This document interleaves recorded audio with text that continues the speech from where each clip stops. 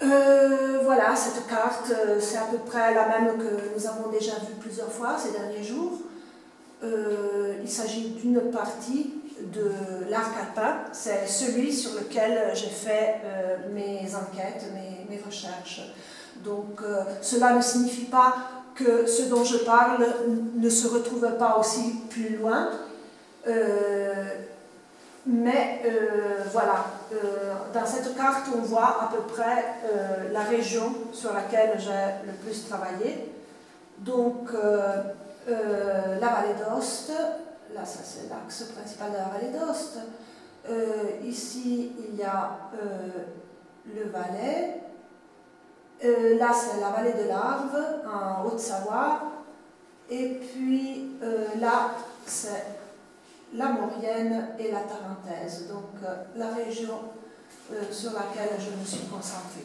Ce qui est intéressant dans cette carte, on voit le relief, et donc encore une fois, on se rend compte qu'il s'agit d'une région vraiment de montagne, à l'intérieur, voilà, des vallées alpines vraiment à l'intérieur de la montagne. Explorer le territoire, c'est ce que je disais, tout en m'occupant d'alimentation, j'ai fait vraiment attention à ce qui se passe et à ce qu'on peut lire sur le territoire, sur le paysage. C'est vallée alpine, je disais vallée alpine, mais il faut tenir compte du fait qu'il y a un grand changement entre les parties basses, donc les fonds des vallées qui partent de 300 mètres, donc avec un certain climat et une certaine extension de la bonne saison, jusqu'au plus haut sommet. Donc bon, les hauts sommets ne sont pas habitables, mais les hautes vallées de montagne qui peuvent aller jusqu'à 2000 mètres et tout. Donc voilà. Puis il y a la moyenne montagne avec des arbres à fruits et des choses de ce type, avec des printemps assez clément aussi.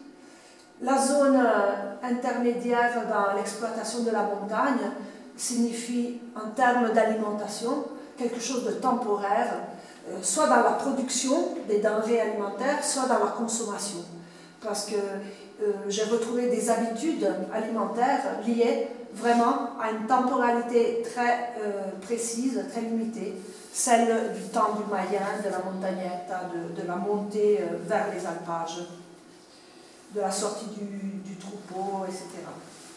Là, c'est la partie la plus haute, donc les alpages et les hautes stations de ski. Parce que si on appréhende la question des pratiques alimentaires dans leur devenir,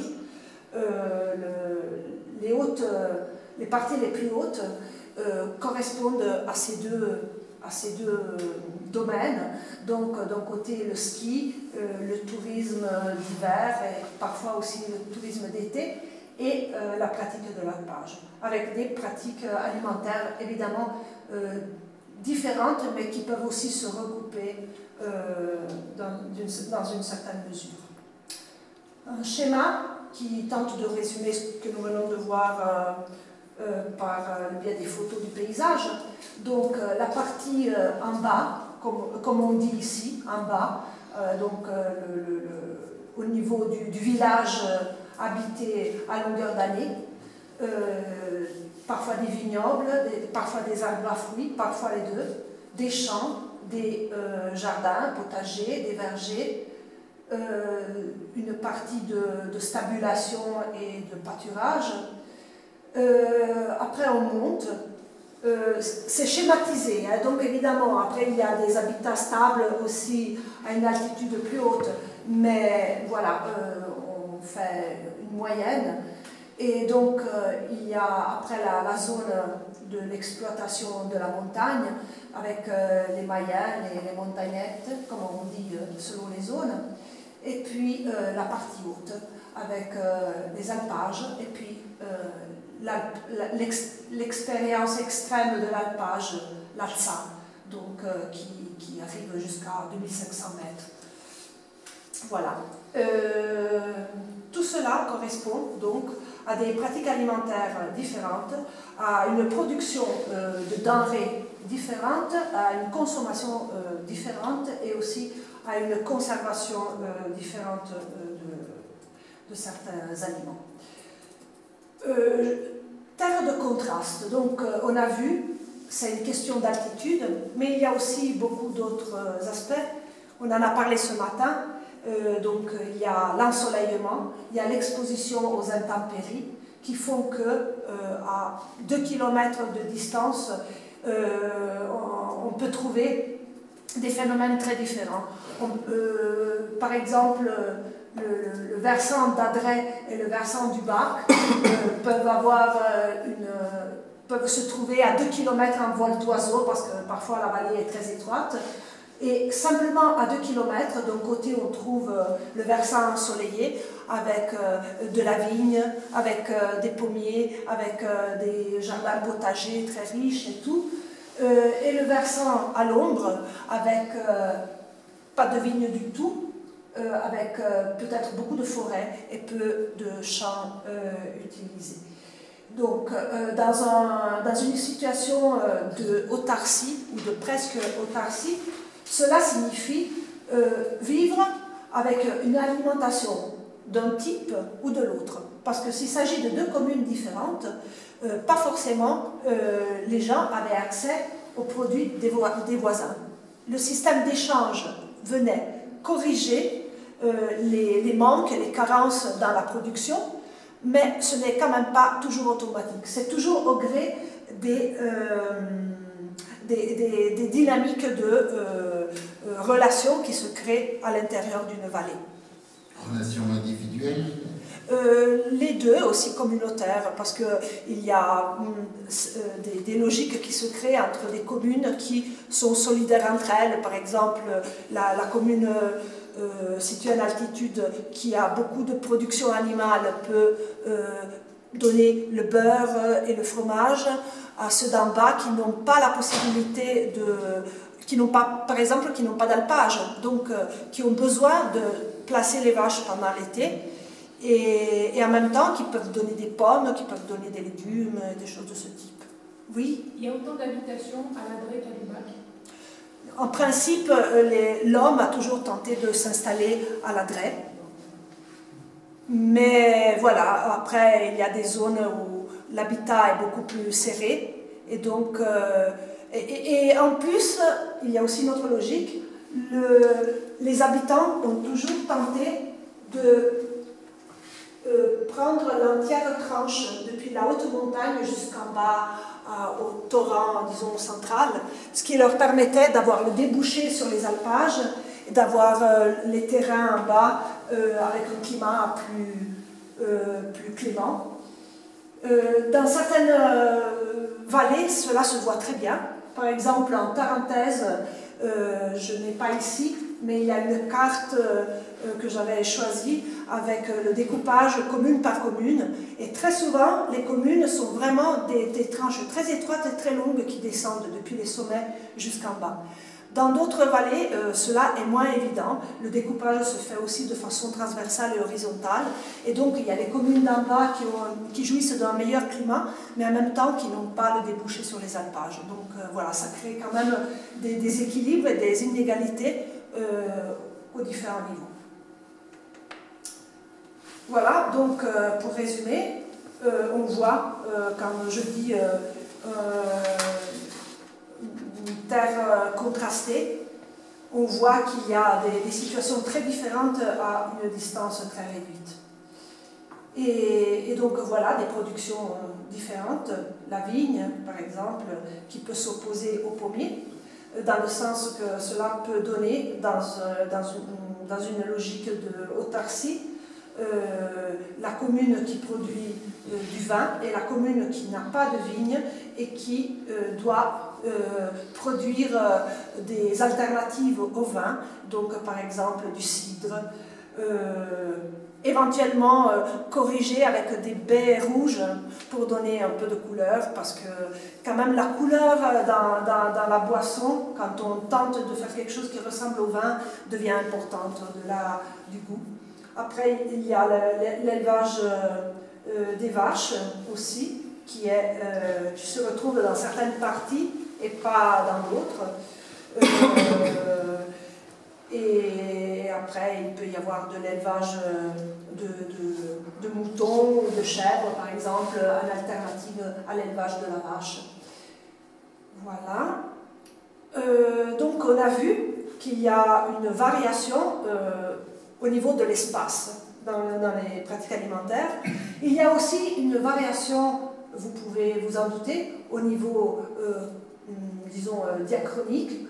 Donc, avec le changement des habitudes au fil du temps, on a des alimentations, des types d'alimentation qui changent au fil des siècles.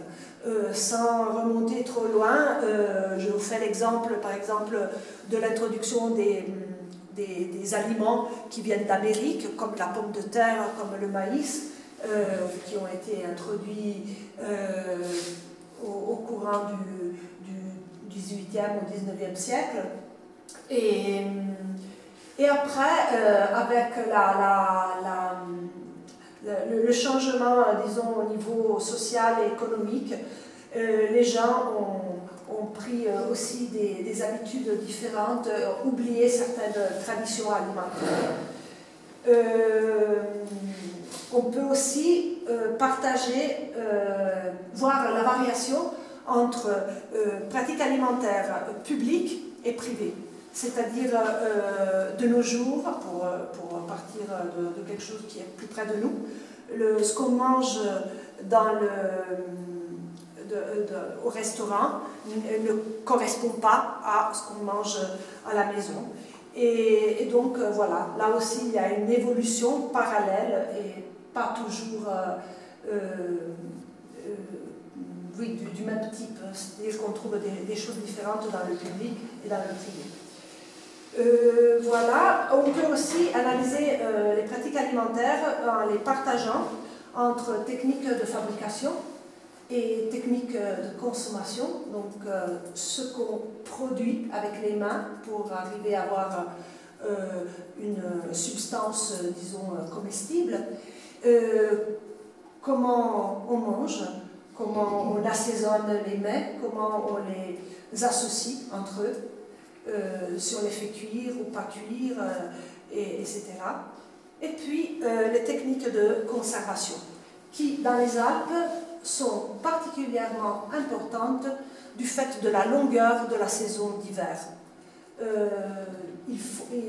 La saison où l'on peut produire des aliments est beaucoup plus courte en moyenne, sauf vraiment les localités qui se trouvent à 300 mètres. Sinon, la période pendant laquelle on peut produire des aliments est plus courte que la période pendant laquelle on doit manger.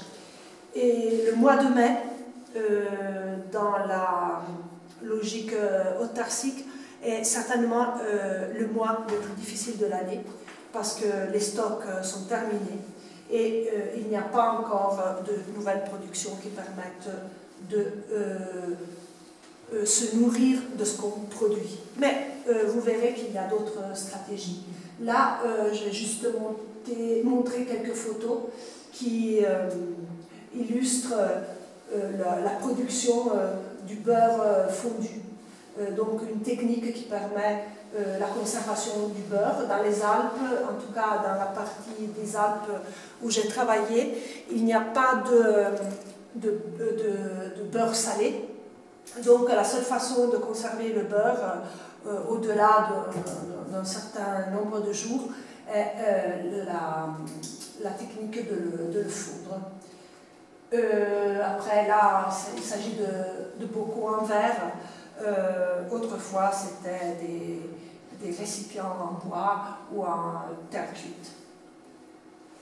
Conservation, c'est aussi pour condenser le lait, élément liquide et difficile à transporter et à conserver, condenser dans une forme solide qui résiste au temps. Donc l'enquête, l'observation, goûter. Là, vous voyez un moment d'un entretien collectif que j'ai réalisé dans le village de Pierre. Et à côté, il s'agit d'une restitution, disons, publique par le biais d'une série d'émissions télévisées. C'est-à-dire que j'ai poursuivi un peu l'enquête en la partageant avec le public à travers la télé. Il est intéressant de voir comment les gens arrivaient pour préparer leurs recettes et quelles recettes souhaitaient montrer à la télé et ce qu'ils en disaient et comment ils réagissaient parfois par rapport à des plats plus ou moins vieux et comment dire, reconnus par la tradition. Donc voilà, tout ça a fait beaucoup de mouvements. En plus, qu'est-ce qui se passe?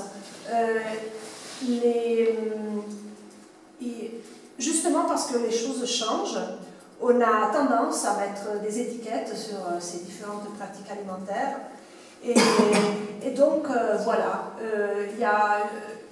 on va dire, on peut aborder toute la question de l'alimentation en parcourant un peu des moments importants dans l'histoire de ces sociétés alpines qui sont passées de ce type traditionnel, comme on dit, où la composante autarcique était importante, où la production agricole était dominante, à travers l'industrialisation qui arrivait plus ou moins tôt selon les vallées.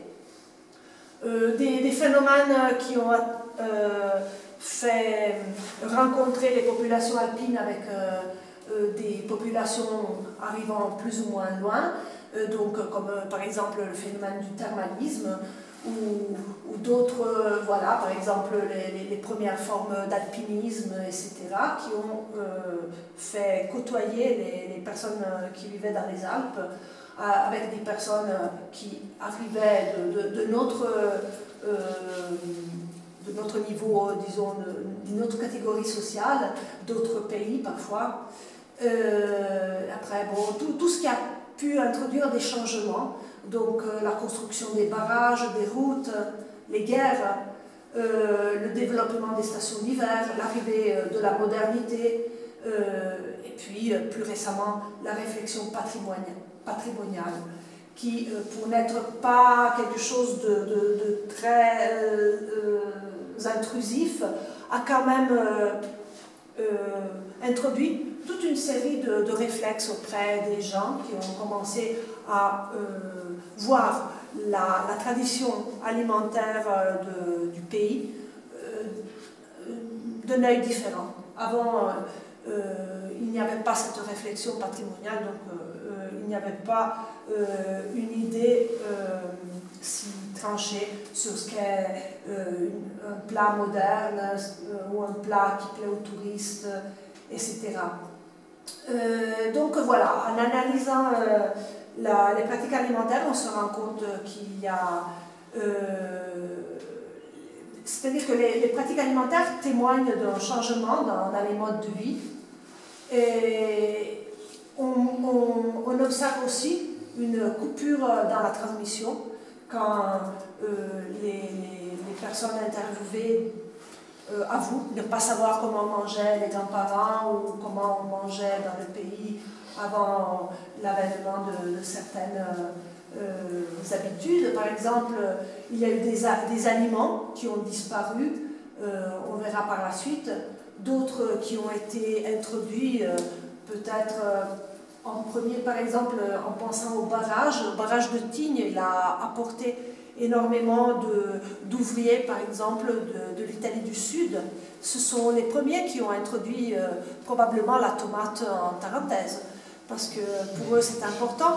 Ils ont commencé les voisins ont commencé à goûter aux tomates de cette façon. En tout cas, c'est les témoignages que j'ai collectés, qui raconte ses moments de découverte d'aliments nouveaux. Le poisson, par exemple, il est arrivé plutôt par le biais savant. Donc, d'un côté, les instituteurs qui s'occupaient aussi de, comment dire, de la santé des élèves et aussi de leur famille, qui faisaient passer un certain nombre de messages, comme quoi, justement, le poisson est un aliment sain. Et donc, voilà, petit à petit, les habitants des montagnes ont commencé à découvrir le poisson, même s'il était très cher et qu'il n'était pas particulièrement accessible à tout le monde. Il était connu sous forme de morue ou de poissons séchés ou de poissons salés, notamment pour les périodes de carême. Mais voilà, après, l'usage a changé. Il y a aussi la dépendance du commerce qui commence au début du XXe siècle et qui est très intéressante. Pour la dernière génération du XIXe, on voyait encore, par exemple, j'ai eu accès à des documents avec des listes de denrées achetées. C'était un peu de chocolat, un peu de café, un peu de sucre et pas grand-chose d'autre. Les gens produisaient encore leur farine, tous les produits dérivés de la farine, c'était fabriqué à la maison ou au village. Et petit à petit, on voit que les productions locales laissent la place aux produits achetés dans les commerces de proximité. Et justement, la réflexion patrimoniale arrive jusqu'à la question de la récupération d'anciens savoir-faire. C'est-à-dire que la société contemporaine se penche de plus en plus sur son passé, s'intéresse au mode de vie d'avant l'avènement de la modernité. Et donc de nouvelles pratiques sont redécouvertes et remises au goût du jour. Voilà, par exemple, je parlais des aliments oubliés. Les navets, les raves sont quelque chose qui était vraiment centraux dans l'alimentation d'avant l'avènement de la pomme de terre, en tout cas. Leur utilisation a duré même encore beaucoup de temps après que la pomme de terre est entrée dans les assiettes, mais ce n'était plus comparable avec la quantité de navets et de raves mangés auparavant. Et d'ailleurs, cela n'a pas été évoqué ce matin, mais ça aurait pu l'être, tous les noms de lieux qui se réfèrent aux raves, ravoirs, ravoises, etc., témoignent vraiment de cette étendue énorme de champs de raves pour l'alimentation humaine, mais aussi pour l'alimentation animale. Et voilà, deux objets qui entrent au cours du XXe siècle, donc l'électricité qui permet l'utilisation d'outils qui facilitent la préparation culinaire, et aussi des produits déjà prêts qui rendent plus rapide la préparation culinaire, comme les fameux bouillons, cubes de bouillon, ou quand même voilà, les produits industriels qui entrent dans la préparation des plats. Là, voilà, ça c'est l'un des documents sur lesquels j'ai pu travailler. En France, il y a eu, dans les années 30, donc avant la Deuxième Guerre mondiale, un intérêt tout nouveau, à un moment donné, pour les peuples des campagnes, pour les sociétés qui vivaient loin des villes et dans les différentes régions de France. La commission des recherches collectives